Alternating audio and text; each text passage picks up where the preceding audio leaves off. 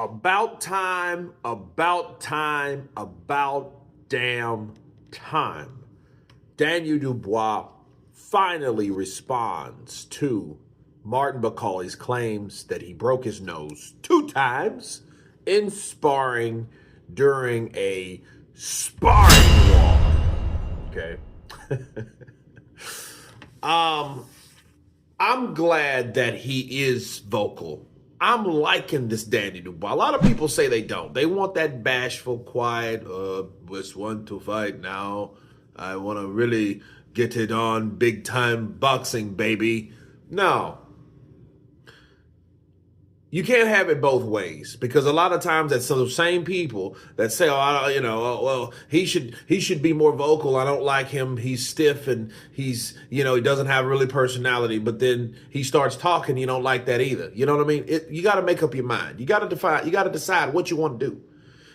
Which one do you want? Do you want the coming out of the shell Danny Dubois that doesn't take a triple knee, and a guy that throws those bows and says, aren't you entertained? Aren't you entertained? Don't you want that guy? Or do you want that bashful, don't want to talk and kind of all over the place Dubois?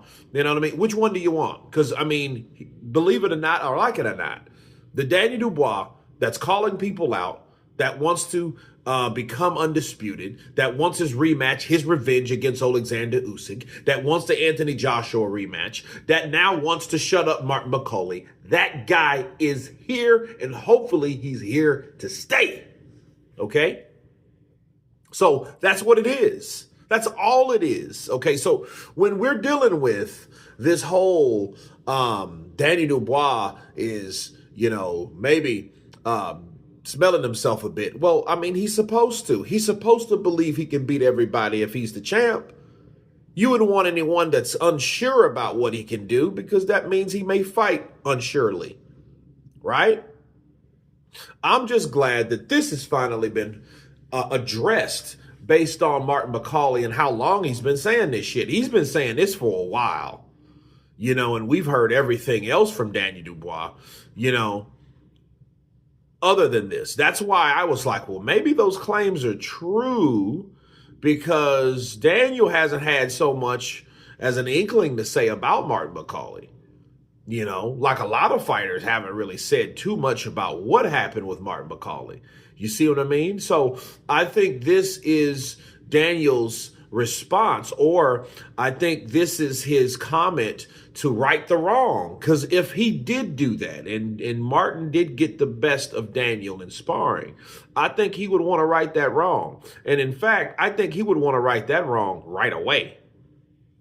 But the good news is, if Martin Bakole beats Efe Ajagba, and Daniel beats Joseph Parker, and a unification fight is not pushed or forced upon Usyk being the unified champion with all the other belts, we're going to see that fight anyway. We're going to see it take place, because it's going to come down to the winners.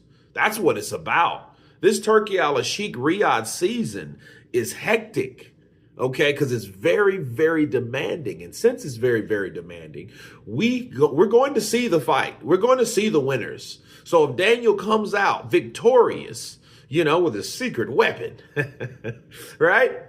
He will be that guy to face Martin Bakole once again, and he will get his wish to shut Martin Bakole up. And that's what I wanted from all of these other guys. Usyk, Joshua, Joyce, whoever else he said he whooped in sparring. You know what I mean? That's the kind of attitude that I would want from a fighter. Hey, let me shut this dude up. This dude's talking about he beat me up in sparring, knowing damn well I gave him just as much business as he gave me. That's what I want to talk about. That's what I want to show people. So guess what? Instead of in a sweaty ass gym, let's do it in front of the lights under a contract, in front of 3 judges and a referee, and let's get it on with no headgear, and let's see who does what to who. That's what I would do. Bars. But you guys tell me what you think of Daniel Triple D Dubois stating that I want to shut Martin Bakole up. Of course, please subscribe, and you guys been Counterpunch. Peace!